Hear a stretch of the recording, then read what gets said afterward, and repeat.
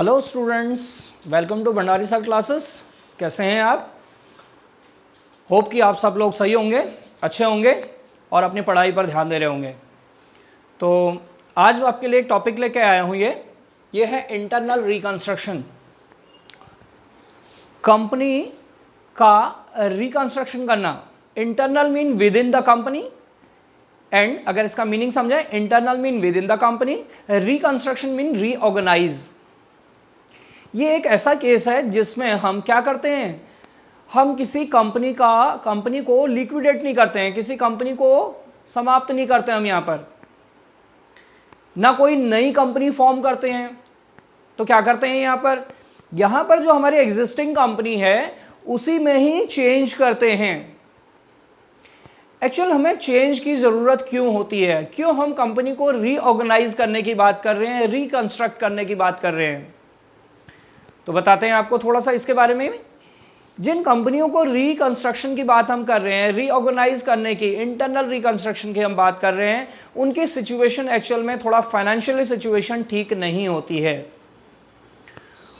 उन कंपनियों को लगातार लॉसेस हो रहे होते हैं कॉन्टिन्यूसली।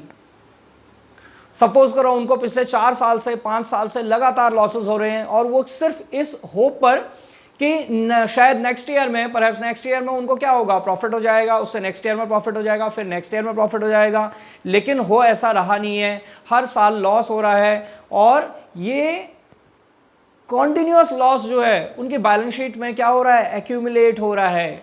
अब जब वो अपनी फाइनेंशियल पोजीशन दिखाते हैं तो वो देखिए कुछ कैसी नज़र आती है। मैं आपको एक एग्जांपल के लिए मैंने एक बैलेंस शीट बनाई है, यहाँ पर मैं थोड़ा इसको समझाने की कोशिश करता हूँ आपको। ये देखिए यहाँ पर इस बैलेंस शीट में, इस कंपनी में मान लिया सपोज करो XYZ लिमिटेड की बैलेंस शीट है। ये बैलेंस शीट मैंने नए फॉर्मेट के बेस पे नहीं बनाई है, वैसे बस समझाने के लिए आपको बनाई है। अदरवाइज नए फॉर्मेट में क्या होता है, वो ये हॉरिजॉन्टल ना होके वर्टिकल बैलेंस शीट है, ध्यान रखेगा।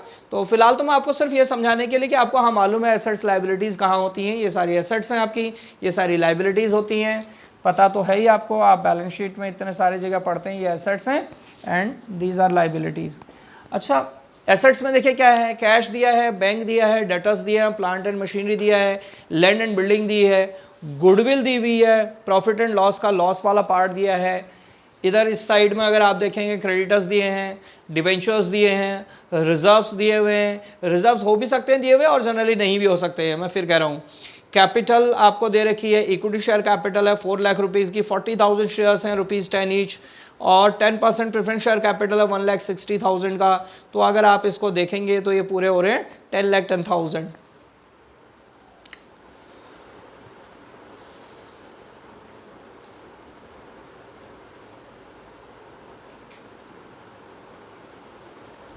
ठीक है, 10,10,000 का आपका ये बैलेंस शीट दिखाया है। अब इस बैलेंस शीट को अगर आप थोड़ा ध्यान से देखेंगे तो क्या दिखाई दे रहा है, ये देखें गुडविल। आप सोचिए, एक ऐसी कंपनी जो लगभग 4 या 5 साल से कंसेक्यूटिवली कॉन्टिन्यूसली जिसको लॉस हो रहा है, क्या उस कंपनी की वाकई में गुडविल बची होगी? क्या उस कंपनी की रेपुटेशन कुछ होगी? क्या कोई नया पोटेंशियल इन्वेस्टर उसमें पैसा इन्वेस्टमेंट करने के लिए तैयार होगा? नहीं। तो ऐसी कंपनी की गुडविल कैसे हो सकती है, जबकि यहां गुडविल दिखाई दे रही है। प्रॉफिट एंड लॉस का ये लॉस वाला पार्ट दिखाया गया हुआ है, P&L का लॉस वाला पार्ट दिखाया हुआ है, 2 लाख रुपए। यानी कंपनी को लगातार लॉस हो रहे हैं और वो 2 लाख रुपए की लॉस दिखाई दे रहा है। इस तरफ अगर हम देखें तो कंपनी के पास में है क्या, रिजर्व दिखाया 80, ये हो भी सकता है और नहीं भी हो सकता, मैं पहले कह रहा हूँ। डिवेंचर्स हैं, क्रेडिटर्स हैं आपके पास में, और कैपिटल है। ये जो बैलेंस शीट है एक्चुअल में इसको कहते हैं मैनिपुलेटेड, ये विंडो ड्रेसिंग की हुई है ये वाली बैलेंस शीट। यानी देखने में आपको लगेगा यार एसेट्स हैं 10 लाख रुपए, 10 लाख रुपए के लगभग एसेट्स हैं इसके, काफ़ी है, तो बहुत है। लेकिन हकीकत ऐसा नहीं है। आप देखिए थोड़ा उसके एसेट्स में जाके, आप देखेंगे एसेट साइड में तो आपको लॉस दिखाई दे रहा है 2 लाख रुपए का, गुडविल दिखा रही है 1 लाख रुपए की, और इसकी जो एसेट्स भी दिखा रखी हैं ये वैल्यू भी ओवर वैल्यूड है ऑलरेडी, ये भी ज़्यादा वैल्यू दिखा रखी होंगी पक्का, इनकी वैल्यू भी कम होगी। तो आपको करना क्या है, आपको क्या करना है, ये लॉसेस दिखाई दे रहे हैं इतने सारे, एसेट्स आपको ज़्यादा दिखाई दे रहा है। अब एसेट्स क्योंकि लाइबिलिटी से रिप्रेजेंट होता है, इधर ये दिखाई दे रहा है, तो आपका ये शेयर कैपिटल जो दिखाई दे रहा है ना आपको, ये 4 लाख का, ये 1,60,000, एक्चुअल में ये लॉसेस की वजह से ये तो पहले ही कम हो चुका है। कहाँ है आपके पास में इतना, एसेट्स के ऊपर क्लेम है कहाँ इनका, कुछ नहीं है। तो करते क्या है हम ऐसी सिचुएशन में, जब कोई कंपनी, ऐसी कंपनी को हम जनरली क्या कहते हैं जानते हैं, इन कंपनीज को हम कहते हैं सिक कंपनीज, बीमार कंपनियां। बीमार मीन ये नहीं है कि उसे कोई बुखार हो गया है, हम ये बात नहीं कर रहे हैं। फाइनेंशियली ये साउंड नहीं है, इनकी हालत बहुत खराब है, इसलिए हम इनको क्या कह रहे हैं, इसलिए हम कह रहे हैं इनको सिक कंपनी। तो सिक कंपनी के लिए या तो ये हो, क्या हो, या तो कंपनी को लिक्विडेट कर दीजिए, कंपनी को बंद कर दीजिए, खत्म कर दीजिए। अब अगर कंपनी को बंद करेंगे, खत्म करेंगे, तो ये जो क्रेडिटर्स हैं, ये जो डिवेंचर होल्डर्स हैं या शेयर होल्डर्स हैं, शायद इनको थोड़ा थोड़ा ही कुछ मिलेगा, किसी को कुछ भी नहीं मिलेगा, और बाकी सब इनका लॉस हो जाएगा। तो क्या करना चाहिए, तो फिर हमारे पास कुछ और रास्ते भी हैं, कुछ और तरीके भी हैं कि लिक्विडेट ना करके हम इनको क्या करें, लिक्विडेट ना करके एक और रास्ता है हमारे पास, और वो क्या है हमारे पास, इंटरनल रिकंस्ट्रक्शन। क्यों ना इसको अंदर से ठीक ठाक कर दिया जाए एक बार फिर से, कुछ ऐसा कुछ इस तरह का इसका फॉर्मेट कंपनी का बना दिया जाए, कंपनी को कुछ इस फॉर्म में हम लेके आए कि वो जो भी दिखा रहा हो ट्रू एंड फेयर हो। अब कंपनी का क्या होगा, टोटल स्ट्रक्चर में उसकी कैपिटल वगैरह या जो भी एसेट्स हैं, लायबिलिटीज हैं, सारी कम हो जाएंगी, लेकिन जो भी होगा वो ट्रू एंड फेयर होगा। यानी अब वो देखने में बड़ी सी नहीं लग रही होगी। हमने क्या किया, जो देखने में इतनी बड़ी सी लग रही थी, खाली हवा भरी हुई थी, वो हटा दिया हमने। एक्चुअल मटेरियल दिखाई देगा, जो एक्चुअल होगा और जो रिलायजेबल भी होगा, जिसकी वैल्यू उतनी होगी, और फिर उसे क्या कर सकते हैं, फिर वो ग्रोथ कर सकते हैं। ये तो कुछ ऐसा ही हो गया ना, जैसे एक आपने कुछ पौधा लगाया है, वैसे तो देखने में काफ़ी बड़ा है, लेकिन ज़्यादातर उसके हिस्से सूख गए हैं। अब क्या होगा ऐसे सिचुएशन में, वो और कुछ ही पत्ते उसमें हरे बचे हुए हैं, तो ऐसे में कैसा लगेगा, वो हरे वाले भी नहीं दिखाई दे रहे होंगे, वो ऐसा लग रहा होगा जैसे पूरा का पूरा सूख गया हो। तो इसमें क्या कर सकते हैं, या तो आप उसको जड़ से काट दीजिए, या एक और काम कर सकते हैं, आप क्या कीजिए, जितनी भी सूखी टहनियाँ हैं उन सबको काट दीजिए। फिर वो भले ही छोटा हो जाएगा, लेकिन जो बचे हुए होंगे वो ग्रीनरी वाला दे रहा होगा, और आने वाले टाइम में ये उम्मीद करते हैं हम कि वो दोबारा से पूरा का पूरा ग्रीन हो जाएगा। बिल्कुल सेम इस कंपनी के लिए भी कह रहे हैं कि इसके लॉसेस को यहाँ से हम सारे राइट ऑफ कर देते हैं, और कैसे करेंगे मैं बाद में बताऊंगा। और उसके बाद में क्या करते हैं, जब ये लॉसेस को राइट ऑफ कर देंगे कि कंपनी का थोड़ा स्ट्रक्चर, कैपिटल स्ट्रक्चर वगैरह थोड़ा छोटा हो जाएगा, लेकिन कंपनी फिर आगे सर्वाइव कर सकती है और ग्रोथ करने के चांसेस उसके बढ़ जाते हैं। तो इसलिए हमें ज़रूरत पड़ती है इंटरनल रिकंस्ट्रक्शन की। बात समझ में आई होगी, इंटरनल रिकंस्ट्रक्शन क्या है। अब इंटरनल रिकंस्ट्रक्शन में कैसे सिक कंपनी को ओवरकम किया जाता है, कैसे हम सिक कंपनी को हटाकर उस लॉस मेकिंग कंपनी से हम उसको प्रॉफिट मेकिंग कंपनी बनाएंगे, करेंगे क्या ऐसा। तो उसके लिए देखिए जनरली क्या होता है, जनरली हम कहते हैं कि इसमें रिडक्शन इन शेयर कैपिटल होगा। भाई हम क्या कहेंगे, हमें ये सारे के सारे जितने लॉसेस हैं ये खत्म करने हैं, पर लॉसेस खत्म करने के लिए आपके पास प्रॉफिट तो हो, है कहाँ, पैसा कहाँ है आपके पास लॉसेस को राइट ऑफ करने के लिए। तो आप इधर जितने भी लाइबिलिटी साइड में ये दिखाई दे रहे हैं, इन सबको कहते हैं भाई साहब क्या कीजिए, आप कुछ सेक्रीफाइस कीजिए। उस सेक्रीफाइस से हम क्या करेंगे, ये जितने भी हमारे लॉसेस हैं ना, ये लॉसेस को हम हटा देंगे। उसके बाद चाहे आपका क्लेम कम हो जाएगा और कंपनी छोटी सी लगेगी हमारी, लेकिन ग्रोथ तो करेगी और फ्यूचर में आपको बेनिफिट मिल सकता है उसका। आज भले ही वो आपको सैक्रिफाइस करना पड़ रहा है। तो देखिए किस तरह से हो सकता है। जैसे सबसे पहले शेयर कैपिटल वालों का, शेयर कैपिटल वालों से क्या कह सकते हैं हम, शेयर कैपिटल वालों के साथ में मैनेजमेंट है उन्हीं में से ही, तो वो क्या है, उनके साथ कंप्रोमाइज़ हो कि ठीक है भाई, जो शेयर्स उनका 10 रुपये वाला था, अगर मान लिया फुली पेड है 10 रुपये वाला, तो उनको क्या कहें भाई, अब उसको पार्टली पेड यानी 8 रुपये वाला बना दिया जाए। अभी पेड अप वैल्यू, अगर मैं ये नहीं कह रहा फेस वैल्यू अभी भी 10 ही रखी जाए, लेकिन जो उन्होंने 10 रुपये पे कर दिए उसमें से 2 रुपये उन्होंने कम कर दिए हैं, यानी 8 रुपये पेड अप कर दिया आप उसको। और यानी इसका मतलब हो गया ये 2 रुपये का हमने रख लिया, कंपनी ने रख लिया, और उनसे फ्यूचर में 2 रुपये और मांगेंगे वो। ये 2 रुपये जो हमारे पास में, ये बेनिफिट हो जाएगा एक शेयर का। सपोज करो एक शेयर पे 2 रुपये का बेनिफिट हो रहा है, और अगर आपके पास में ये रहे जैसे 40,000 शेयर्स हैं, तो 40,000 शेयर्स पर 2 रुपये के हिसाब से 80,000 का आपके पास गेन हो जाएगा। मैं दोबारा समझा देता हूँ क्या है मान लिया सपोज करो शेयर होल्डर्स ने आपने 10 रुपये एक शेयर का था और पूरा 10 रुपये पे कर दिया, ठीक है। अब हमने डिसाइड किया है यहाँ पर इंटरनल वो कंपनी के अंदर डिसाइड हुआ है कि मैनेजमेंट लेवल पर क्या डिसाइड हुआ है, उसमें ये डिसाइड हुआ है कि जो शेयर होल्डर्स का 10 रुपये का शेयर्स है उसको क्या करें, उसको 8 रुपये कर दिया जाए। शेयर्स की फेस वैल्यू 10 ही रहेगी, लेकिन जो पेडअप वैल्यू 10 है वो पेडअप 10 ना होके 8 रखी जाए, यानी फ्यूचर में फिर उनसे 2 रुपया मांगा जाए तो फिर ये जो 2 रुपया ऑलरेडी वो पे कर चुके हैं ये कहाँ चला जाएगा, ये कंपनी अपने पास रख लेगी, ये गेन हो जाएगा कंपनी को, एक शेयर का 2 रुपये। और अगर जितने शेयर हैं उस पर लगा लीजिए 40,000 मल्टीप्लाइड बाई 2 80,000 का गेन हो जाएगा, ये कर सकते हैं। या उनके फुली पेड शेयर्स की वैल्यू ही कम कर दें, 10 रुपये वाले पर वो क्या करें, 10 रुपये वाले से उसको अभी 10 रुपये पेड हो गया, 10 रुपये फेस वैल्यू थी, अब 8 रुपये उसकी फेस वैल्यू भी बना दिया और फुली पेड बना दिया वो 8 रुपये, यहाँ पर भी 2 रुपये का गेन है। बस यहाँ पर ये होगा कि हम फ्यूचर में शेयर होल्डर से कोई पैसा नहीं मांगेंगे। फिर से सुन लीजिए, 2 चीज़ें कही है मैंने। पहले में मैंने कहा कि 10 रुपये का शेयर था, मान लिया किसी एक्स को, मान लिया ए को हमने 10 रुपये का शेयर बेचा है और उसने अपने 10 रुपये के पूरे 10 रुपये हमें पे कर दिए तो फुली पेड हो गया। अब हमने डिसाइड किया है कि ये 10 रुपये का शेयर रहेगा तो 10 रुपये, फेस वैल्यू 10 रहेगी, लेकिन पेड अप 10 जो दे दिए वो 10 न मान के हम 8 कर देंगे, यानी 2 रुपये उसके जो दिए हैं ना, एक्स्ट्रा दिए तो पूरे 10 हैं, वो 2 रुपये निकाल के हमने अपनी जेब में डाल लिए हैं, अब रह गए 8। फ्यूचर में उसे कह रहे हैं कि 2 रुपये और दे, वो एग्री है इस बात के लिए, भाई ध्यान रखेगा, वो 2 रुपये हमारा एक शेयर पर, और अगर मैं कह रहा हूँ 40,000 शेयर है हमारे, 40,000 शेयर है, 2 रुपये के हिसाब से 80,000 का गेन कंपनी को हो जाएगा कंपनी के पास, ताकि वो लॉसेस को पूरा कर सके। मेरी बात समझ में आई होगी। एक केस तो ये है।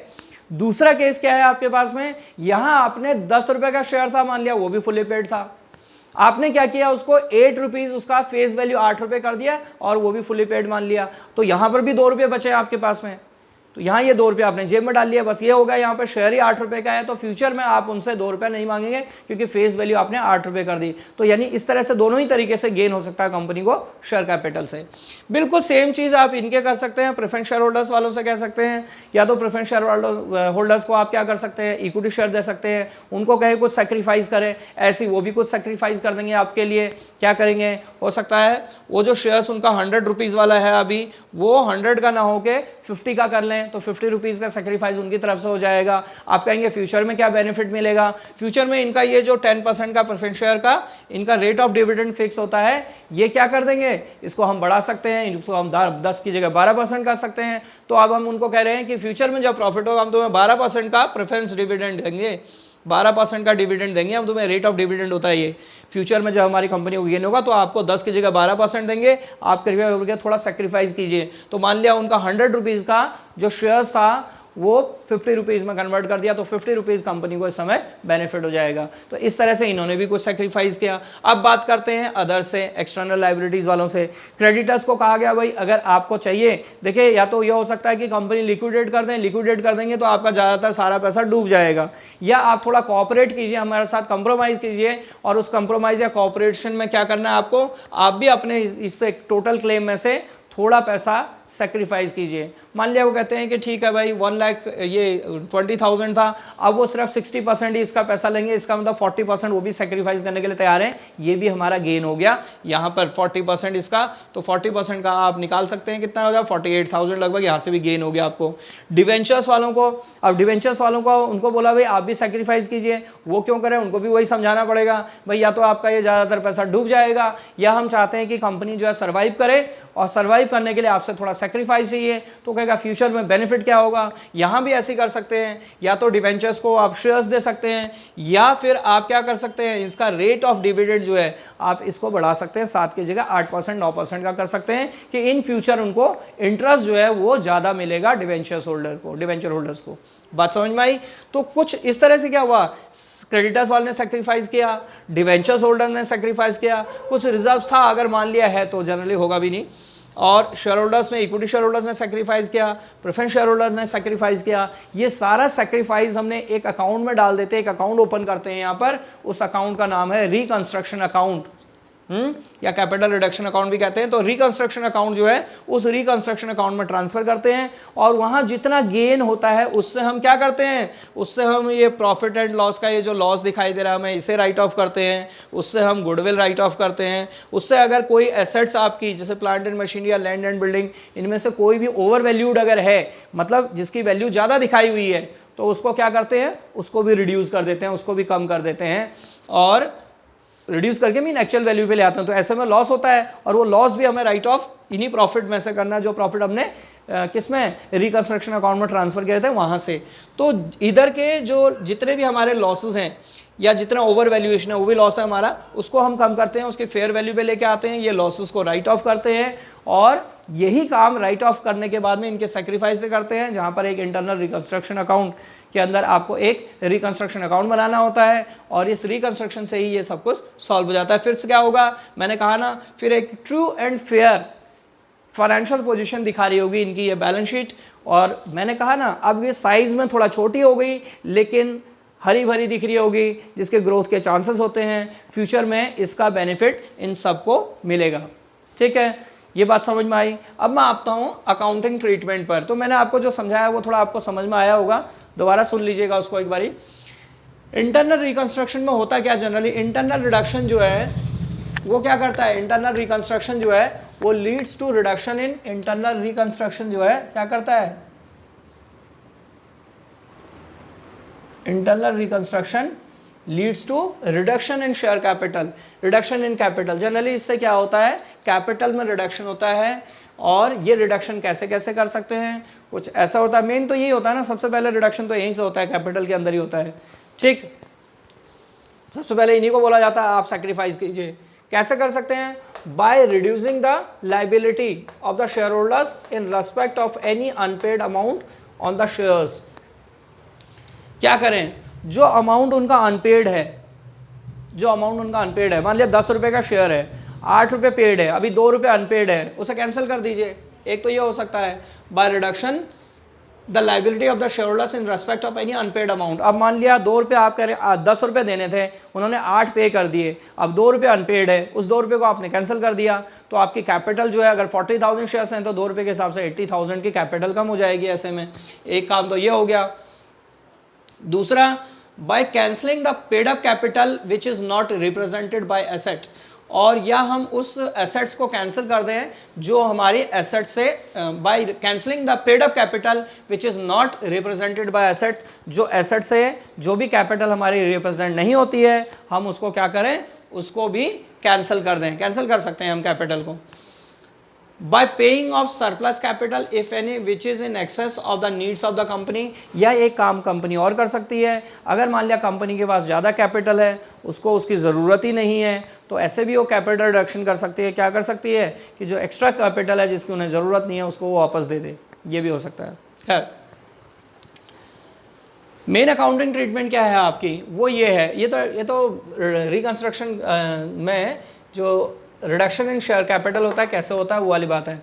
मेन देखिए अकाउंटिंग ट्रीटमेंट क्या क्या कैसे एंट्री करनी है, करना क्या है, बहुत सिंपल सा है ये टॉपिक, बहुत ही सिंपल सा है, बिल्कुल इसमें कुछ भी नहीं है। देखिए यहाँ, when the liability of the shareholders as regarding unpaid amount on the shares is reduced। अब मान लिया 10 रुपये का शेयर था, जो मैं अभी आपसे बात कर रहा था, 10 रुपये का शेयर है, 8 रुपये पेड कर दिए उन्होंने शेयर होल्डर्स ने अपने एक शेयर पर, तो कितने बचे, 2 रुपीज़।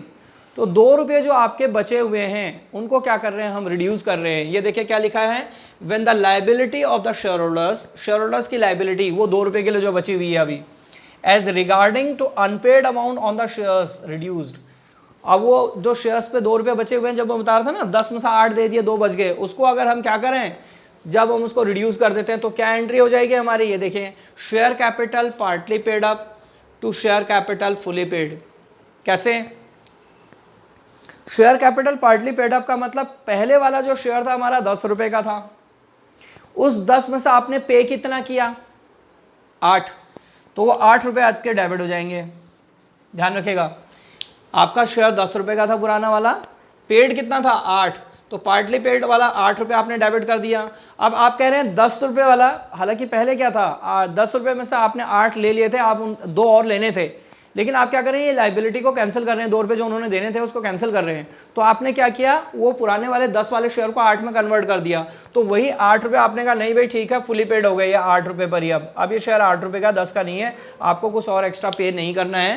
तो ये तो with the paid up amount वही अमाउंट हो गया, 8 रुपये वाली जो अमाउंट थी उसी से। बस ये क्या हो गया, यहाँ पर फॉर्म चेंज हो गया एक तरह से कैपिटल का, और जो कैपिटल आपकी 10 रुपये वाली थी वो 10 रुपये न रह के 8 रुपये वाली हो गई। अब बात समझ में आई? ठीक है। एक दूसरा, in case of surplus capital being paid of, अगर मान लिया एक्स्ट्रा कैपिटल है, जैसे मैं अभी आपको कह रहा था कि जितनी उनको ज़रूरत ही नहीं है, क्योंकि कैपिटल क्या हो रहा है यहाँ पर, इनके पास में लगातार लॉसेस हो रहे हैं, मान लिया इनके कैपिटल की ज़रूरत नहीं है।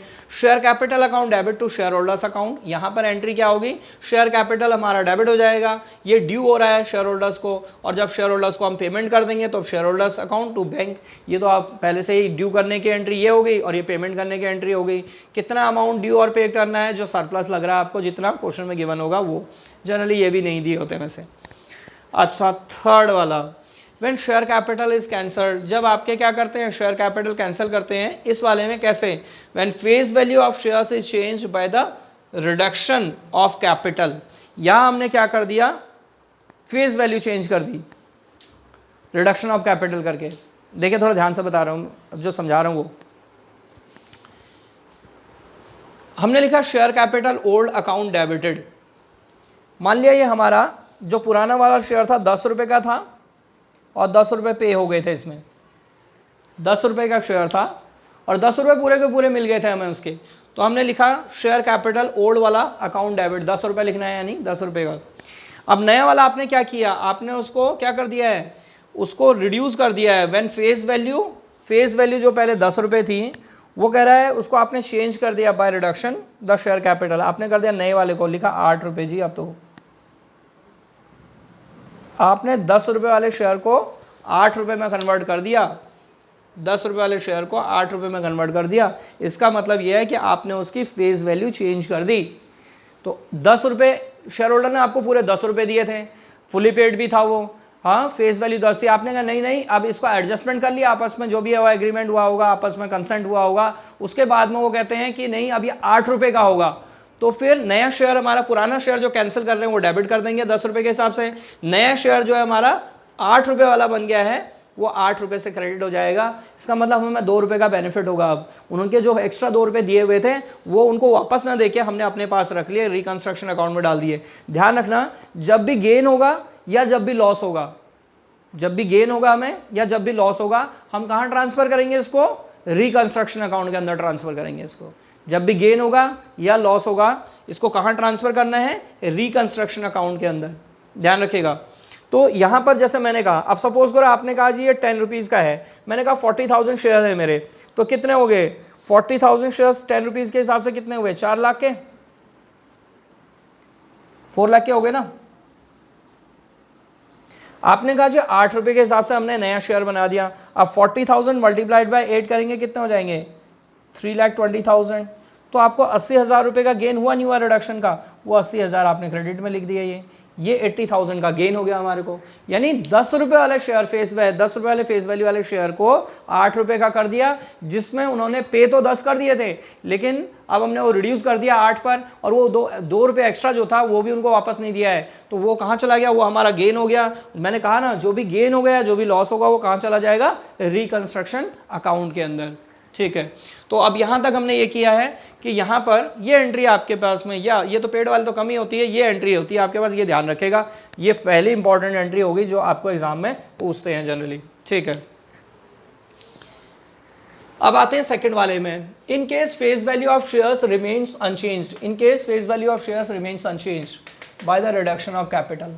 अब मान लिया फेस वैल्यू वही की वहीं रही है, अनचेंज फेस वैल्यू उसकी, तब क्या होगा, तो फेस वैल्यू अगर सेम रही है, in case face value of shares remains unchanged by the reduction of capital, तो share capital account debit to reconstruction account. अब यहां की बात कर रहा था मैं, फेस वैल्यू उन्होंने सेम रखी है, कैपिटल को रिड्यूस कर दिया है। मान लिया जैसे सपोज करो फेस वैल्यू 10 रुपये की है, लेकिन जो कैपिटल पहले 4 लाख रुपए की थी अब वो 3 लाख रुपए की कर दी है। तो फिर भी तो आपको फेस वैल्यू वही है, आपके फेस वैल्यू में चेंज नहीं किया इस बारी, तब भी तो आपको बेनिफिट हो रहा है। फेस वैल्यू अगर चेंज होता तो हमें यहाँ एंट्री ऐसे करनी पड़ती है, जो ओल्ड वाली है उसको डेबिट और जो न्यू वाली है उसको क्रेडिट, ऐसे। लेकिन यहाँ तो फेस वैल्यू सेम है, तो सीधे सीधे आपको जितना गेन हो रहा है आप उस गेन को रिकंस्ट्रक्शन में ट्रांसफर कर देंगे सीधे ही। तो हम क्या करेंगे, शेयर कैपिटल अकाउंट डेबिट, क्योंकि फेस वैल्यू तो कोई चेंज की नहीं है हमने, तो शेयर कम हो रहे हैं आपके, शेयर कैपिटल लायबिलिटी की तरह होता है, share capital account debit to reconstruction account. तो शेयर कैपिटल आपका डेबिट हो गया, रिकंस्ट्रक्शन आपका क्या हुआ, क्रेडिट हो गया। तो गेन हुआ है ना हमारे को यहाँ पर भी। तो यहाँ पर ध्यान रखिएगा, ये वाली एंट्री कब करनी है, जब उसकी फेस वैल्यू भी चेंज हो रही हो और हमें गेन हो रहा हो। ये रहा, यहाँ हमें गेन तो हो रहा है लेकिन फेस वैल्यू चेंज नहीं हो रही है, तो सिंगल एंट्री करनी है आपको।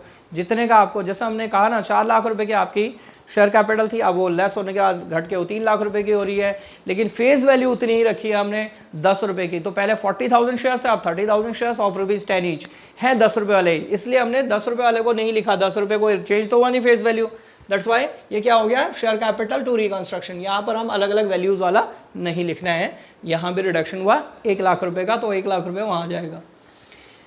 सेकंड पार्ट आप इसका ये वाले का, ये तो फर्स्ट के थे, ये तो कैपिटल रिडक्शन के बारे में बात कर रहे थे हम कि ये कैसे कैसे होते हैं। तो ये 2 एंट्री आपको ध्यान रखनी है, या तो ये वाली और या ये वाली, जो बी वाली की सी वाली है, सी के दोनों पार्ट।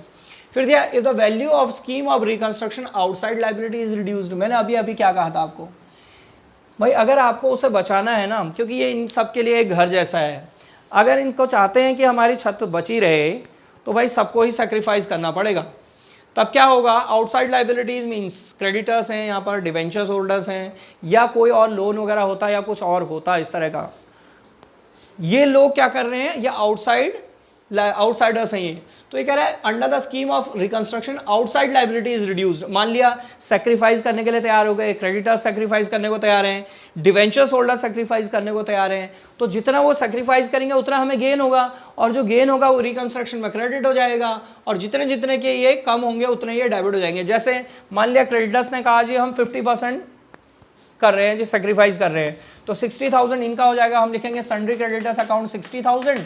मान लिया सपोज करो डिवेंचर्स होल्डर्स जो हैं ये, मान लिया सपोज करो डिवेंचर्स होल्डर्स में भी 2.5 लाख से ये मान लिया 2 लाख पे आ गया, ठीक है, तो या 1,50,000 पे 1 लाख का सेक्रीफाइस इन्होंने कर दिया, तो हम क्या करेंगे 7% डिवेंचर्स टू उसके आगे 1 लाख, जितना हमने गेन हुआ, तो जितने जितने कम होंगे उतने से ये डेबिट हो जाएंगे, क्योंकि ये क्रेडिट क्या होता है, रूल तो बहुत सिंपल सा है ना, कि ये जब भी इंक्रीज होते हैं तो ये क्या होते हैं, डेबिट होते हैं, और जब ये डिक्रीज होते हैं तब क्या होता है, ये क्रेडिट होते हैं, और ये इसका उल्टा होता है, इस साइड में जितने भी होते हैं आपके पास लाइबिलिटी साइड में, जब आपकी लाइबिलिटीज इंक्रीज होती है तब क्रेडिट होते हैं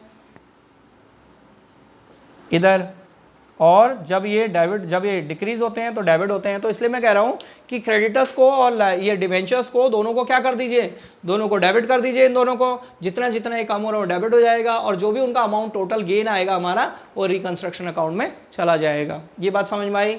अब दिया है in case of increase in the value of any asset, suppose करो हमारी जैसे लैंड एंड बिल्डिंग है, उसकी वैल्यू बढ़ गई पहले से, हो सकता है और चीज़ों की ना भी बढ़े, लैंड एंड बिल्डिंग की हो सकता है वैल्यू बढ़ गई हो। अब लैंड एंड बिल्डिंग की वैल्यू अगर बढ़ गई है तो वो उसको सिंपल सा है, मैंने आपको देखो यार रूल लिखा हुआ है कि जो भी एसेट्स बढ़ेगी वो डेबिट होगा, तो सिंपल सा मान लिया लैंड एंड बिल्डिंग बढ़ गई तो land and building account debit to reconstruction. Gain या लॉस, इधर गेन और प्रॉफिट या लॉस जो भी आपको होगा, गेन या लॉस जो भी हो रहा है आपको, वो क्या होगा आपको, वो आपको जाएगा आपके रिकंस्ट्रक्शन अकाउंट में, ये ध्यान रखेगा सारा का सारा। तो ये रिकंस्ट्रक्शन अकाउंट में ट्रांसफर कर देंगे हम यहाँ पर। जैसे मान लिया लैंड एंड बिल्डिंग ही है, लैंड एंड बिल्डिंग की वैल्यू इंक्रीज हो गई, सपोज करो 50,000 से, तो 50,000 की लैंड एंड बिल्डिंग डेबिट हो जाएगा टू रिकंस्ट्रक्शन, 50,000 यहाँ से भी आ गया। अब क्या करते हैं हम, जितना हमें प्रॉफिट हुआ था, जितना इन सब लोगों ने सेक्रीफाइस किया था, वो सारा रिकंस्ट्रक्शन में क्रेडिट कर दिया, क्योंकि गेन था हमारा, दैट्स वाई कि हमने जितना भी हमारा गेन था सब रिकंस्ट्रक्शन के क्रेडिट में आएगा, ठीक है ना।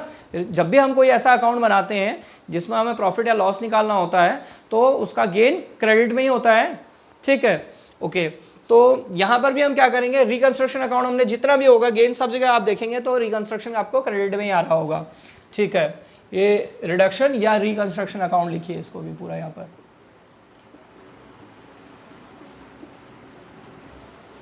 रिकंस्ट्रक्शन अकाउंट, ठीक, ओके।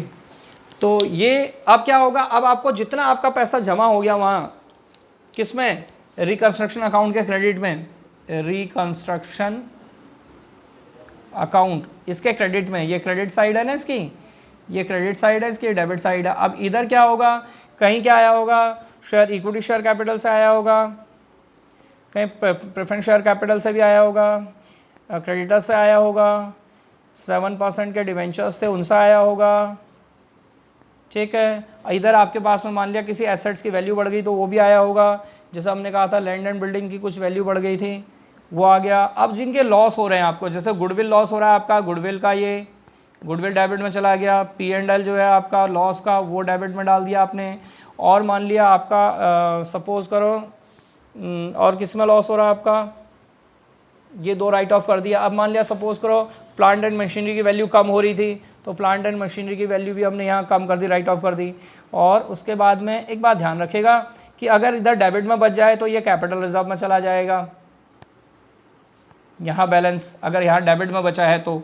लेकिन अगर मान लिया सपोज करो आपको लग रहा है डेबिट में ज़्यादा हो रहा है, इधर कम हो गया, गेन कम है हमारा, तो फिर आप गेन जितना हुआ उससे ज़्यादा राइट ऑफ नहीं कर सकते हैं, तो आप मैक्सिमम उसके बराबर। सपोज करो कि आपके पास में यहाँ 5 लाख रुपए आ गया और लॉसेस आ रहे हैं 5,50,000, तो आप ऐसा नहीं कर सकते कि 5,50,000 कर दे, तो आपको क्या करना पड़ेगा, किसी को कम कर लेना पड़ेगा, कोई एसेट्स को रहना देना पड़ेगा। यानी आप 5 लाख रुपए का गेन हुआ है तो 5 लाख के बराबर ही आप मैक्सिमम 5 लाख के बराबर का ही लॉस को राइट ऑफ कर सकते हैं, उससे ज़्यादा के लॉस को नहीं कर सकते। यानी किसी भी हालत में आपका रिकंस्ट्रक्शन अकाउंट में कहाँ क्रेडिट साइड में बैलेंस नहीं आएगा आपका, ये याद रखेगा। यानी मैक्सिमम आप ये जितना गेन है उसको यूज़ कर सकते हैं यहाँ, और अगर बच जाए बाई दी वे तब तो कैपिटल रिजर्व में चला जाएगा, नहीं बचा तो फिर मैक्सिमम उतना ही यूज़ कर सकते हैं, राइट ऑफ कर सकते हैं इनको जितना आपके पास प्रॉफिट है। बात समझ में आई कुछ, मैंने ये एंट्रीज बताई हैं आपको, और ये भी यही चीज़ें लिखी हुई है, रिकंस्ट्रक्शन टू P&L ये सब जो लिखा हुआ यही है। ये रिकंस्ट्रक्शन मैंने डेबिट कर रखा है ये, और ये प्रॉफिट एंड लॉस ये क्रेडिट कर, ये देखो यहाँ पर रिकंस्ट्रक्शन अकाउंट डेबिट हो रहा है ना, तो इसका मतलब रिकंस्ट्रक्शन के डेबिट में लिख रहा हूँ मैं, ये जितने हैं सब ये रिकंस्ट्रक्शन के अकाउंट के डेबिट में, और इनका अपना अकाउंट बनता तो ये वहाँ सारे क्रेडिट होते। और ये जितनी चीज़ें बताई क्रेडिट में बताई हैं। उसके बाद में भी वही लिखा हुआ है कि कुछ बैलेंस बच जाए तो कैपिटल रिजर्व में ट्रांसफर कर देगा, जो मैंने ये किया हुआ है आपके सामने बनाया हुआ है। तो ये है इसकी जर्नल एंट्रीज। तो आपको ये मैंने एक बैलेंस शीट से इसका बेसिक कंसेप्ट बताया, कुछ जर्नल एंट्री बताई है, और कैसे लगे आपको आज की ये क्लास, समझ में आया होगा यही होप करते हैं, और अच्छा लगा होगा तो आप इसको लाइक कीजिएगा, शेयर कीजिए फ्रेंड सर्कल में अपने, और भंडारी सर क्लासेस हमारी जो इसका एजुकेशनल जो हमारा एजुकेशनल चैनल है आप इसको सब्सक्राइब भी कीजिएगा साथ में। और नेक्स्ट वीडियो के साथ में आपके पास आते हैं इसका नेक्स्ट वाला, इस पर एक न्यूमेरिकल क्वेश्चन जो है हम वो अटेम्प्ट करेंगे, सॉल्व करेंगे, और फिर मिलते हैं आपसे नेक्स्ट वीडियो में। ओके।